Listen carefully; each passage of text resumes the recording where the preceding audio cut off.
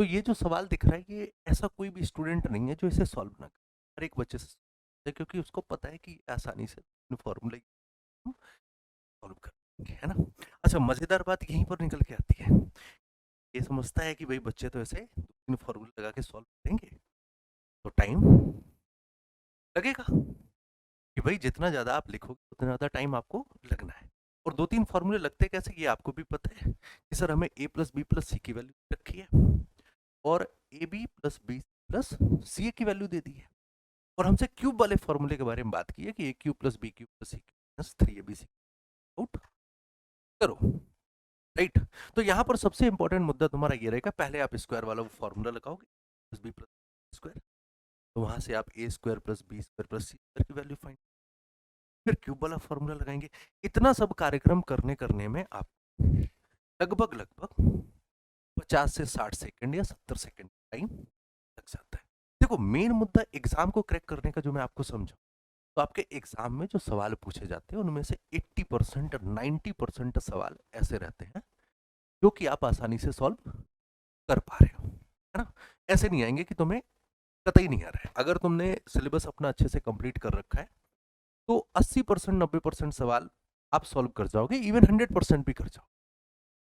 समस्या खड़ी होती है जाके टाइम की, और हमारा काम रहता है कि हमें सवालों को करना है, एक्यूरेसी भी संभालनी, हमारे हर एक सवाल सही हो।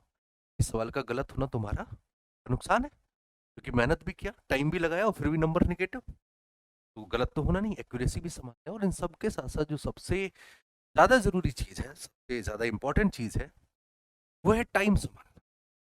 कि जिस सवाल को जनरल बच्चा, एवरेज कोई भी बच्चा उसे 30-35 सेकंड में कर रहा है, तो आप उस सवाल को 15 सेकंड में करने वाले होने चाहिए, ना कि 50 सेकंड में। बात समझ में आई ना। तो अब इस सवाल को, जहां पे मैंने क्या बताया कि सॉल्व सबसे होगा, और ये चीज तुम्हें भी पता है कि मैं कोई नई बात नहीं बोल रहा हूं, सॉल्व सबसे होगा, लेकिन सॉल्व करने में हम लगा रहे हैं 50 से 60 सेकंड, ईमानदारी से बताना। अब इसी सवाल को हमें सीखना है कैसे हम इसे 10 से 15 सेकंड में सॉल्व कर पाए, है ना। थोड़ी सी अजीब बात लग रही होगी ना कि यार 10-15 सेकंड में कैसे होगा, देखते हैं ना, ट्राई करते हैं, ट्राई करने में क्या चल रहा है। तो ट्राई कर, देखो सीधे अप्रोच सिखाऊंगा, बाकी मेथड भी आपको बता दूंगा, बेसिक मेथड क्या है। सीधे अप्रोच की बात करें, राइट। तो अप्रोच क्या रहेगी, एक कॉन्सेप्ट है अलजेब्रा का, बड़ा इंपॉर्टेंट कॉन्सेप्ट है, ठीक है। कि जैसे अगर मैं आपको एक कॉन्सेप्ट समझा दे रहा हूं पहले, उसके बाद में हम लोग चर्चा करेंगे इसके ऊपर। तो कॉन्सेप्ट सिंपली इतना है कि अगर कहीं पर मैं लिख दूं कि x plus y is equal to 5, और वहीं पर मैंने लिख दिया x minus y is equal to 3, और हमने आपसे पूछा कि हमें x और y की वैल्यू फाइंड आउट करके बताइए, तो आप सीधे सीधे सॉल्व कर दोगे। बोले सर x बराबर यहां से आ जाना है 3, और y बराबर आ जाएगा 3, रखें नहीं नहीं 4 रखो, x बराबर 4 और y बराबर 1, ये काम निकल। वैल्यू क्लियर है, इसके अलावा और किसी का आंसर आना है, नहीं आना है, फिक्स है, कोई चेंज नहीं हो रहा है। अब इसी जगह पर मैंने एक और बात रखी, सिंपल इक्वेशन लिखा मैंने कि x plus y is equal to 5, दूसरी वाली गायब कर दी, सिर्फ एक इक्वेशन लिखी। हमने कहा अब बताओ x और y की वैल्यू। तो जहां पहली कंडीशन में हर एक बच्चे का आंसर फिक्स आ रहा था, x बराबर 4 y बराबर 1, वहीं पर अब सबके आंसर बदलेंगे। कोई कहेगा कि सर x बराबर 0 ले लो, y बराबर 5, x बराबर 0 और y बराबर 5। दूसरा बोलेगा सर 1 और 4 ले लो, तीसरा 2 और 3, कुछ परम प्रतापी आएंगे, है ना। वो कहेंगे सीधे सीधे नंबर पे क्यों लें, डेसिमल पे भी तो ले सकते हैं, कोई बुराई वाली बात थोड़ी नहीं। बोले सर 0.5 4.5, लॉजिक क्या निकला यहां से, समझो।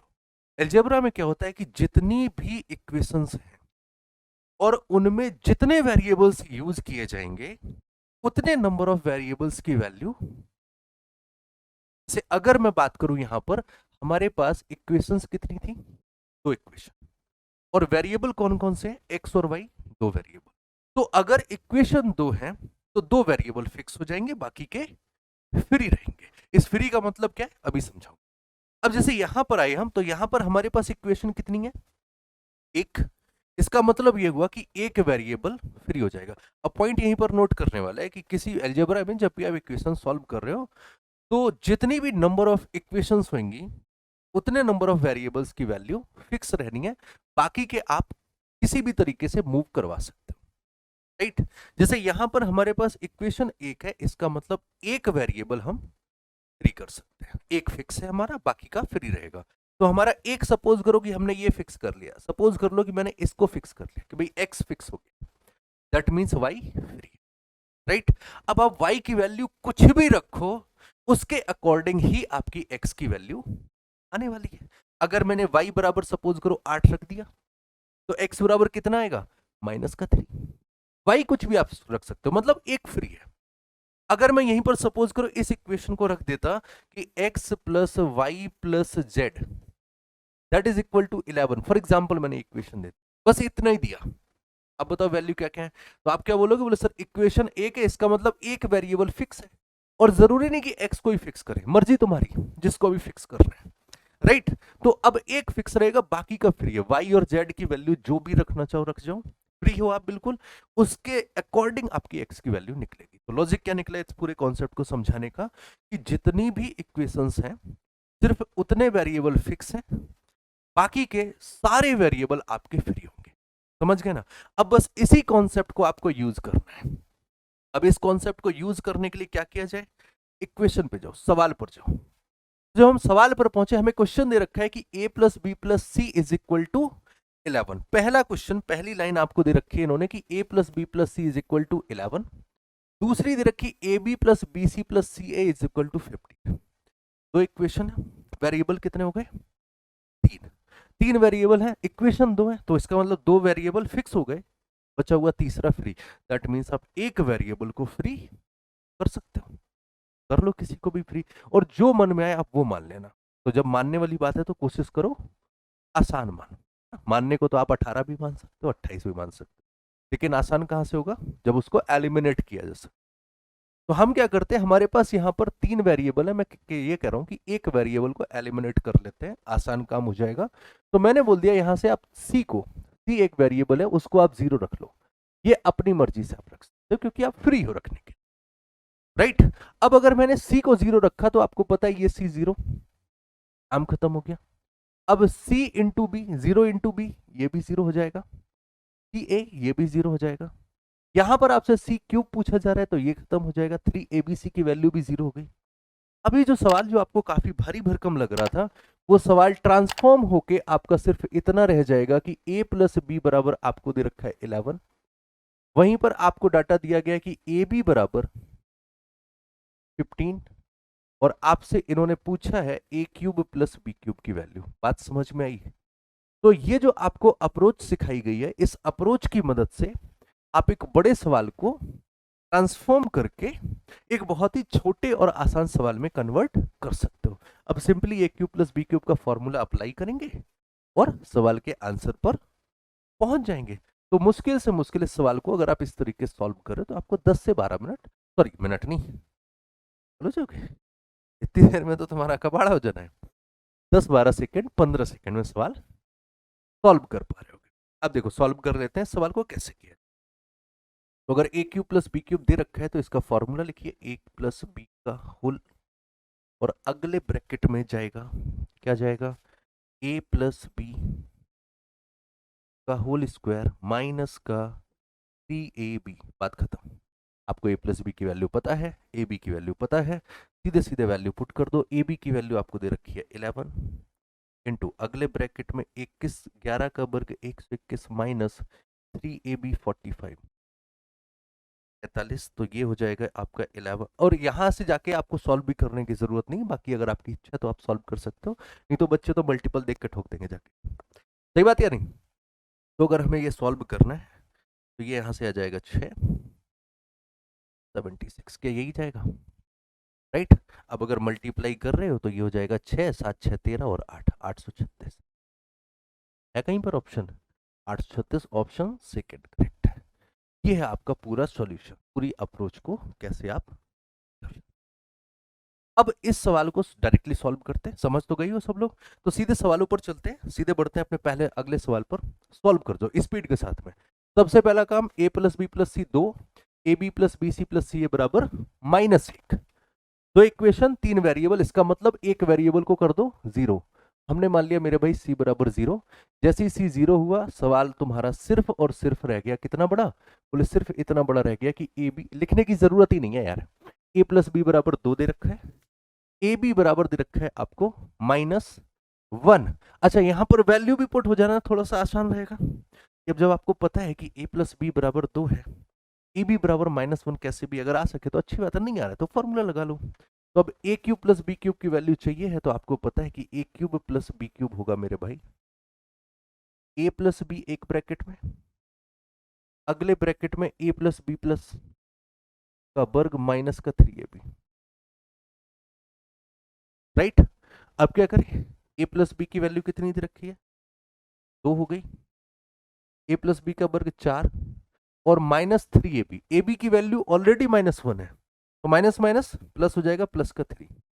4 3 7 दूनी 14, ऑप्शन ए करेक्ट। खत्म सवाल। लग गया? 10-15 सेकंड से ज्यादा नहीं लग रहे ना। पहले इसी सवाल को कैसे सॉल्व करते थे कि यहां पर स्क्वायर वाला फॉर्मूला लगाओ, फिर ए वर्ग प्लस बी वर्ग प्लस सी वर्ग की वैल्यू फाइंड आउट करो, फिर क्यूब वाला फॉर्मूला। काहे महाभारत करनी इतनी, समझ गए ना। चीजों को आसान रखो, जितनी ज्यादा आसान आप रख सकते हो आप उतनी ज्यादा आसान करने की कोशिश। क्लियर? चलो आ जाओ और अगले सवाल पे चलते हैं। नेक्स्ट क्वेश्चन अब फिर से ट्राई करो। अब क्या दे रखा है, अब देखो इन्होंने डाटा बदल दिया, अब डाटा बदल दिया। अब क्या दे रखा है इन्होंने, a प्लस बी प्लस सी बराबर दे रखा है, फिर तुम्हें A cube plus B cube plus C cube -3abc की वैल्यू 301 दे रखी है, और आपसे कहे कि A B plus B C plus C A की वैल्यू फाइंड आउट करो।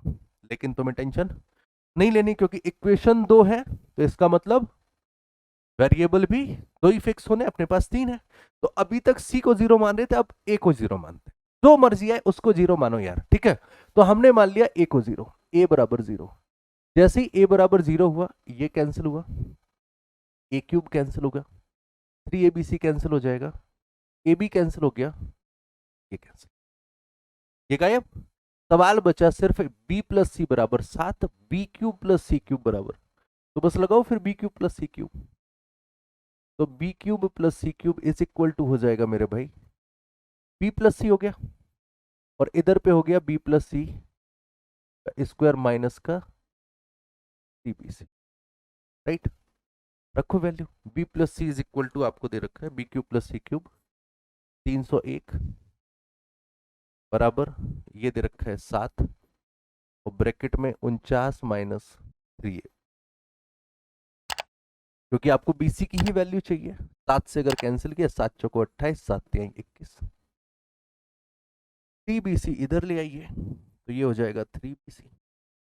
43 अगर उधर जाएगा घटेगा तो 6 बचेगा, that means bc is equal to 2। बात खत्म। लग गया सवाल, bc बराबर 2, ऑप्शन डी। समझ गए? बड़े आसान है, अप्रोच सही रखोगे तो सवाल आसान है। बाकी ज्ञान तो भरा ही पड़ा है, मैं हमेशा ही बोलता हूँ, है ना। ज्ञान की कमी है नहीं, चाहे कहीं से भी कितना भी उठाए रहो। अब ये सवाल तुम लोग लगाओ स्पीड के साथ, है ना, लग जाएगा, आसानी से लग जाएगा। क्या दे रखा है, a plus B plus C 7, A B B C C A -6, कितना दे रखा है, माइनस का 6। तो अब क्या करो, c बराबर 0 रख लो, यहाँ पर c बराबर 0, जो भी मर्जी है वो 0 रख लो। c बराबर 0 रखा तो b c 0, c a 0, a b c 0, c cube 0। अब आपके पास डाटा आ रखा है यहां पर कि a प्लस बी बराबर 7, राइट, और यहां पर साथ ही दे रखा है कि ए बी बराबर माइनस का 6, और आपसे पूछा गया है ए क्यूब प्लस बी क्यूब की वैल्यू। ओके, चलो कर जाओ सॉल्व।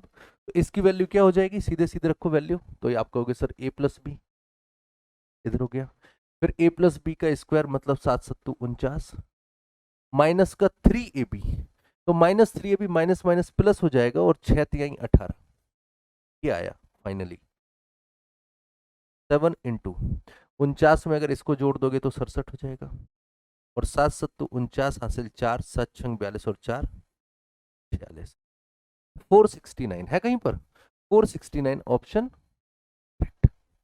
अब इस तरीके के जितने भी सवाल तुमसे क्यूब फॉर्मेट पे पूछे जा रहे हैं, जनरली 2 ही इक्वेशन पर पूछे जाते हैं। आपके मन में आएगा बोले गुरुजी अगर 3 पे पूछ दे तो जब 3 इक्वेशन दे दी, 3 ही वेरिएबल है, तो इसका मतलब समझ रहे हो ना कि इन तीनों वेरिएबल की यूनिक वैल्यू होनी, फिर वहां पे तुम मान नहीं सकते हो, राइट। जैसे अगर हम तुम्हारी उम्र के बारे में बात करें, राइट, तो जैसे अगर मैं अपनी क्लास के बारे में बात करूं कि मेरी क्लास में जितने भी बच्चे पढ़ रहे हो, तुम्हारी उम्र कितनी होगी, तो मैं अगर अंदाजे से अगर अंदाजा लगाऊं तो हमें पता है कि तुम सब के सब 18 से 30 साल के बीच में होगे। अब कोई 24 साल का होगा, कोई 19 साल का होगा। लड़कियां 21 साल से ऊपर होंगी नहीं, क्योंकि उनकी एज 21 साल के बाद रुक जाती है, फिर उम्र नहीं बढ़ती, है ना। लड़के बढ़ते रहते हैं, बट ओवरऑल सबके सब कहाँ होंगे, बोले 18 से 30 के बाद, क्योंकि इसके बाद में एसएससी का इसको बचता नहीं है। लेकिन अगर मैं उसी क्लास में से एक बच्चे को खड़ा करूं, अब तुक्का थोड़ी ना लगा सकता हूं, अब तो उसकी एज एक फिक्स एज है, समझ गए ना। वही चीज यहां पे है कि जब हमारे पास दो इक्वेशन है, तीन वेरिएबल है, इसका मतलब एक फ्री घूम रहा है, उसको हम कुछ भी मानेंगे। लेकिन जब तीन इक्वेशन हो गई और तीन ही वेरिएबल हैं, दैट मींस उन सब की एक यूनिक वैल्यू होगी और सिर्फ वही होगी। तो तुम ब्रह्मा तो हो नहीं कि तुम्हें पता लग जाए। That means you have to calculate, right. तो उम्मीद करते हैं कॉन्सेप्ट समझ में आ गया होगा सभी को। अब इस तरीके के सारे सवाल डील कर जाओगे, सॉल्व कर जाओ, एंड उम्मीद करते हैं कि ये कॉन्सेप्ट, ये अप्रोच आपको पसंद आई होगी। एक सवाल तुम्हारे लिए होमवर्क में एज यूजुअल हमेशा मिलता है, तो बस इस सवाल का आंसर जल्दी से बताइएगा, बाकी मुलाकात करेंगे आप लोगों से अगले सेशन में।